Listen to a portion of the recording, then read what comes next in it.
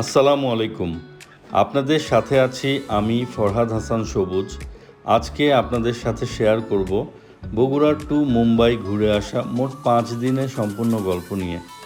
আমাদের যাত্রা শুরু হয় জুন 12, 2026 তারিখে। আমরা ভোর 3টায় রওনা হই বগুড়া থেকে ঢাকার উদ্দেশ্যে। আমাদের ফ্লাইট দুপুর 1টায়। যেহেতু ইন্টারন্যাশনাল ফ্লাইটে 4 ঘন্টা আগে বোর্ডিং শুরু হয়, তাই আমরা হাতে পর্যাপ্ত সময় নিয়ে বের হই। Normally Bogura to Dhaka airport যেতে সময় লাগে 4 থেকে 4.5 ঘন্টা, কিন্তু হঠাৎ যমুনা সেতুতে ট্রাফিক জ্যামে আমরা প্রায় 1.5 ঘন্টা লেট করে ফেলি, আর খুবই টেনশন হচ্ছিল। ও আচ্ছা, আর একটু বলে রাখি, মুম্বাইতে এটা আমাদের যাওয়া দ্বিতীয়বার, আর যাওয়াটা হচ্ছে আমার মার চিকিৎসার জন্য। আর সেই গল্পটাই আজকে আপনাদের সাথে শেয়ার করব।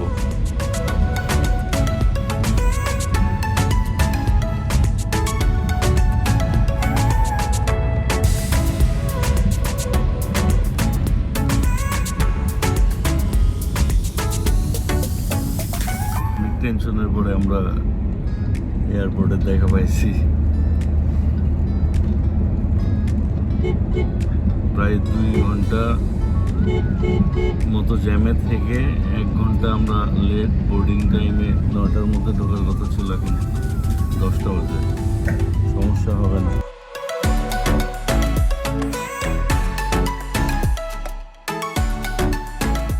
হজরত শাহজালাল ইন্টারন্যাশনাল এয়ারপোর্ট, এটি আগে জিয়া ইন্টারন্যাশনাল এয়ারপোর্ট নামে পরিচিত থাকলেও বর্তমান নাম হজরত শাহজালাল ইন্টারন্যাশনাল এয়ারপোর্ট।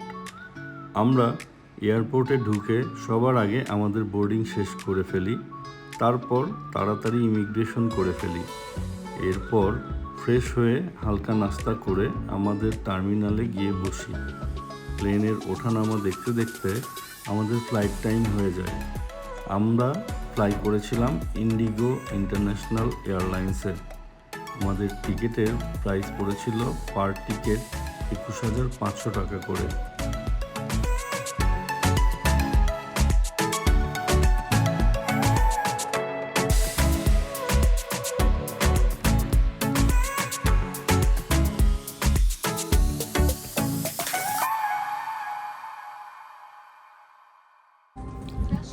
আরেকটু ইনফরমেশন জানিয়ে রাখি, IndiGo airlines Dhaka to Mumbai best ticket price পাবেন এবং তাদের হসপিটালিটি অনেক ভালো।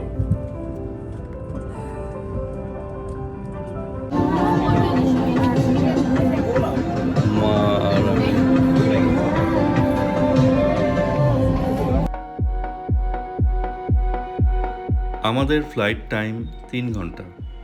আমরা দুপুর 1টায় ঢাকা থেকে ফ্লাই করি এবং ইন্ডিয়ান লোকাল টাইম 3:30-এ আমরা মুম্বাই ছত্রপতি শিবাজি মহারাজ ইন্টারন্যাশনাল এয়ারপোর্টে পৌঁছে যাব। আকাশে মেঘের ঘনঘটা, কি এক অপরূপ সৃষ্টি আল্লাহর, সুবহান আল্লাহ। দেখতে দেখতে আমরা পৌঁছে গেলাম মুম্বাইয়ের আকাশে।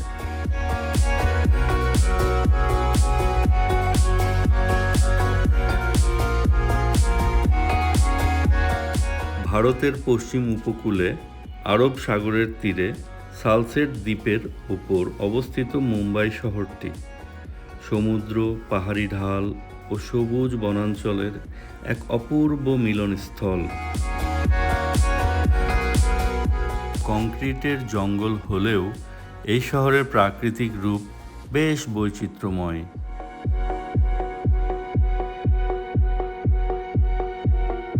ছত্রপতি শিবাজি মহারাজ ইন্টারন্যাশনাল এয়ারপোর্টটি 1942 সালে থেকে এর কার্যক্রম শুরু করে।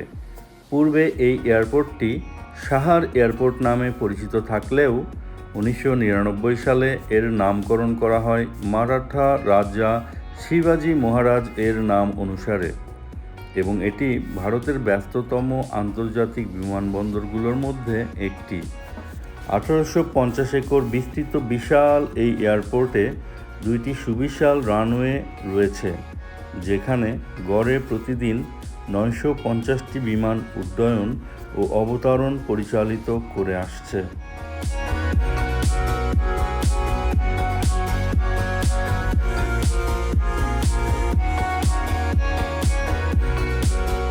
আমরা দ্রুত আমাদের ইমিগ্রেশন শেষ করে লাগেজ সংগ্রহ করে নিই। এরপর আমরা হালকা নাস্তা করে ফেলি এবং এয়ারপোর্ট থেকেই হোটেলের উদ্দেশ্যে আমরা একটি ট্যাক্সি বুকিং করে নিই।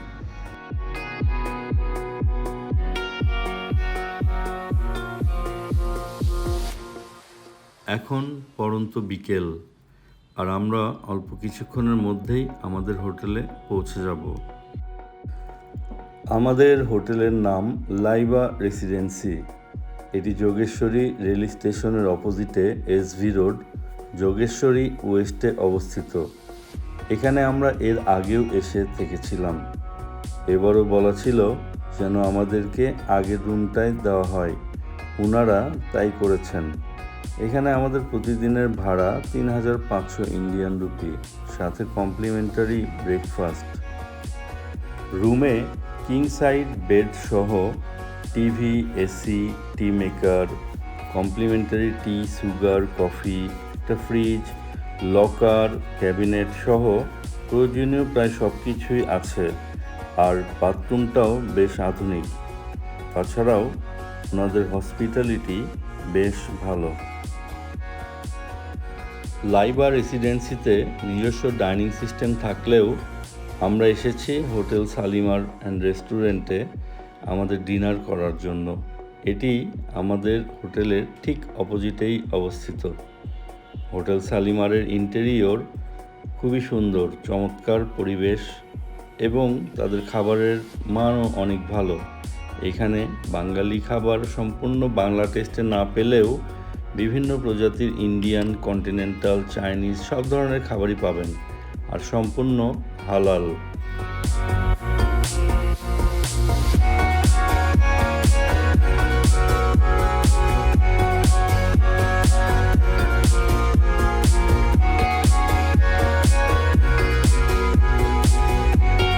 আমরা সকাল 8টায় ব্রেকফাস্টের জন্য চলে আসি, যেহেতু আমাদের 9টায় ডাক্তারের অ্যাপয়েন্টমেন্ট নেওয়া আছে।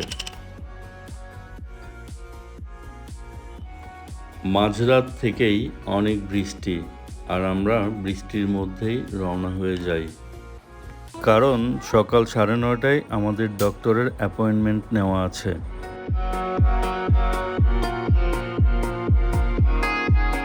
উনিশশো সালে নির্মিত ডক্টর বলাভাই নানাভাতি হসপিটাল এখন বর্তমানে নানাভাতি ম্যাক্স সুপার স্পেশালিটি হসপিটাল নামে পরিচিত। এটি প্রায় 350 বেডের একটি হসপিটাল এবং প্রায় 55টিরও অধিক মেডিকেল এবং সার্জিক্যাল ডিপার্টমেন্ট রয়েছে। এটির অ্যাড্রেস হচ্ছে Swami Vivekananda Road, Suresh Colony, Vile Parle West, Jogeshwari, Mumbai. Nanavati ম্যাক্সের সৌন্দর্য এবং নান্দনিকতা আপনাকে মুগ্ধ করবে, আর এত পরিষ্কার যা বলার অপেক্ষা রাখে না। আমরা যাব বেসমেন্ট 3তে ইন্টারন্যাশনাল ডেস্ক। ওখানে কৃষ্ণ নামের একজন আছে, যিনি আমাদের পরবর্তী সকল কার্যক্রমে সহযোগিতা করবেন।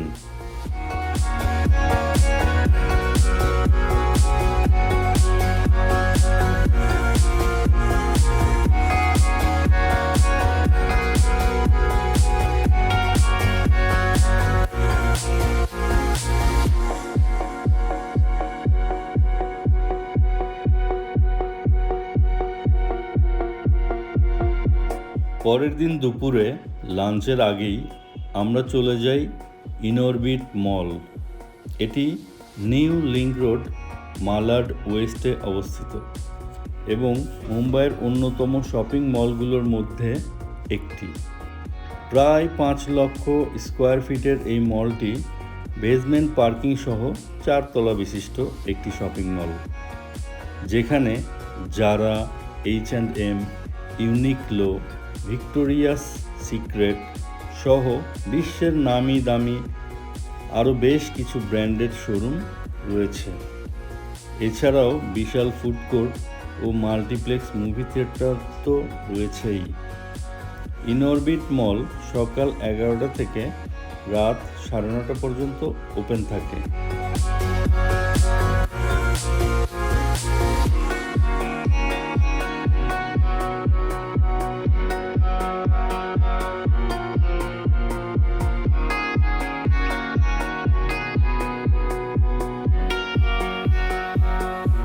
আমরাও এখানে আমাদের লাঞ্চ সেরে নেই এবং আমাদের লোকাল গাইড সঞ্জীব ভাই এখানে আমাদের সাথে দেখা করেন।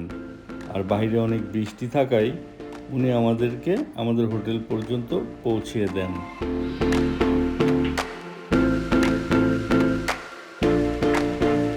আমার পাসপোর্ট দিয়ে 500 টাকায় একটি ভোদাফোনের জিও সিম নিয়ে নিই, যেটিতে 1 সপ্তাহ ভালো একটি প্যাকেজ ছিল। ডলার ভাঙার জন্য মালাহারে আলফা বেস্ট। মালাহার জায়গার নাম আলফা স্টোর।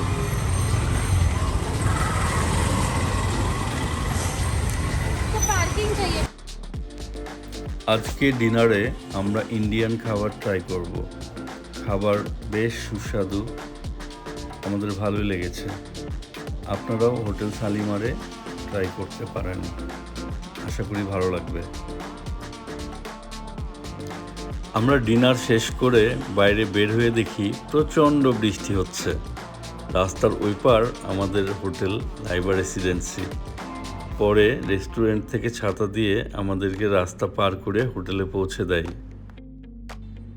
পরদিন সকালবেলা আমরা আমার রুটিন চেক আপের জন্য চলে আসি ডাক্তার বালাভাই নানাবতী হসপিটালে।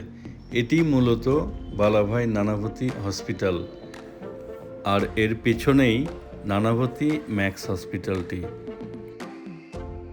মুম্বাইয়ের আরেকটি বিষয় আমাদের বেশ ভালো লেগেছে, রাস্তার মধ্যে তেমন কোনো এলোমেলো তারের জটলা চোখে পড়ে না। এত বেশি লোকজন ও ব্যস্ততা থাকা সত্ত্বেও শহরটি বেশ পরিষ্কার পরিচ্ছন্ন ও গোছানো। আর মুম্বাইয়ের রাস্তা ও আশেপাশের এলাকাগুলো বেশ বৈচিত্র্যময়, কোথাও উঁচু কোথাও নিচু, অনেকটা পাহাড়ি এলাকার মতো ঢেউ খেলানো।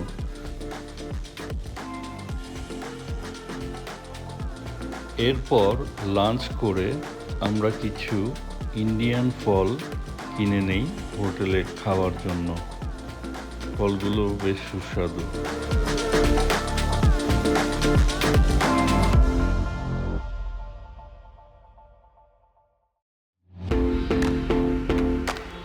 আনন্দের বিষয় হচ্ছে আম্মার টেস্ট রিপোর্টগুলো খুব ভালো আসায় আম্মা অনেক খুশি হয়েছিলেন। খুশি হয়ে তিনি আমাকে বলেন কিছু তৈজসপত্র কুকারিজ আইটেম কিনে দেওয়ার জন্য। তাই আমরা বেহরামবাগের A2Z শপিং সেন্টারে যাই। সেখানে মূলত বিভিন্ন ধরনের কুকারিজ ও রান্নাঘরের সামগ্রী পাওয়া যায় খুব ভালো মানের। আমরা সেখান থেকে আম্মার নিজের জন্য কিছু জিনিসপত্র কিনি, পাশাপাশি তিনি পরিবারের অন্যান্য সদস্যদের জন্য বিভিন্ন ধরনের সুন্দর গিফট আইটেম ও উপহার সামগ্রী কেনাকাটা করেন।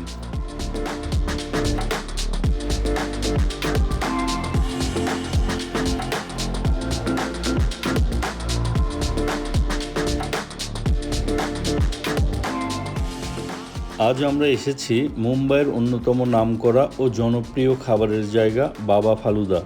শুধু মুম্বাই নয়, এটি ভারতের মধ্যে একটি নামকরা ফালুদার শপ। সত্যি বলতে এখানকার ফালুদা ছিল অসাধারণ সুস্বাদু। স্বাদ ও মান দুই দিক থেকেই আমাদের খুব ভালো লেগেছে।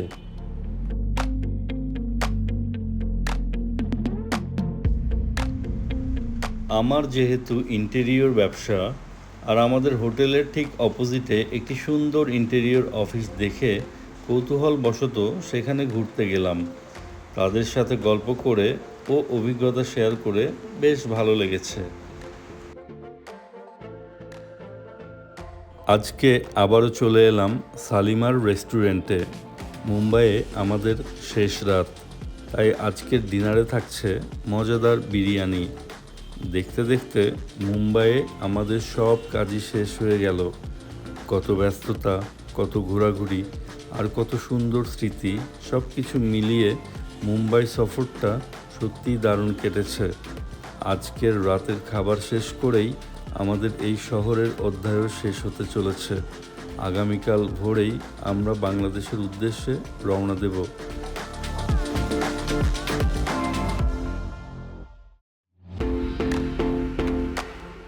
ভোর 4টায় আমরা হোটেল থেকে বের হয়ে সুন্দর ফাঁকা রাস্তা দিয়ে ছত্রপতি শিবাজী মহারাজ আন্তর্জাতিক বিমানবন্দরের উদ্দেশ্যে রওনা হই।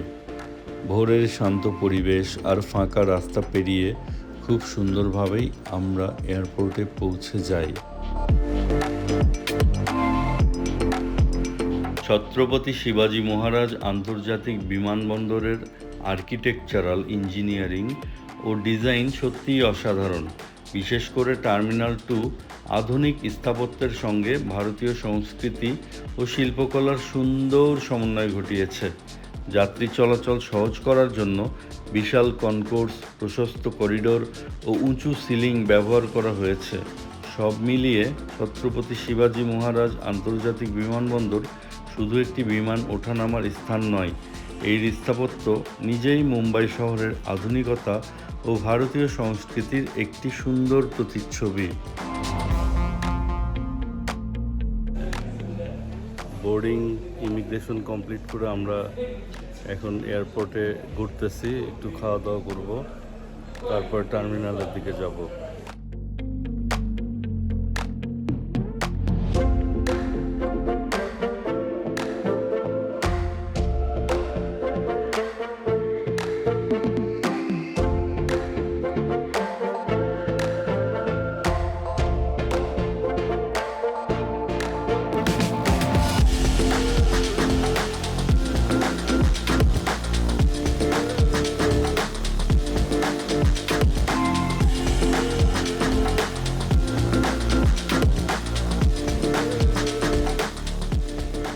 দেখতে দেখতে আমাদের বিমান ছেড়ে দিল। বিমানের জানালা দিয়ে মেঘের সৌন্দর্য উপভোগ করতে করতে আর ক্যাশিউ নাট ও কফি খেতে খেতে কখন যে ঢাকায় পৌঁছে গেলাম বুঝতেই পারিনি। অবশেষে মুম্বাইয়ের সব কাজ সফলভাবে শেষ করে আমরা দেশে ফিরলাম। এখন শুধু বাড়ি ফেরার পালা। আপনারা সবাই ভালো থাকবেন, সুস্থ থাকবেন এবং সবসময় আমাদের সঙ্গে থাকবেন। আমাদের এই ভ্রমণযাত্রার সঙ্গী হওয়ার জন্য সবাইকে আন্তরিক ধন্যবাদ।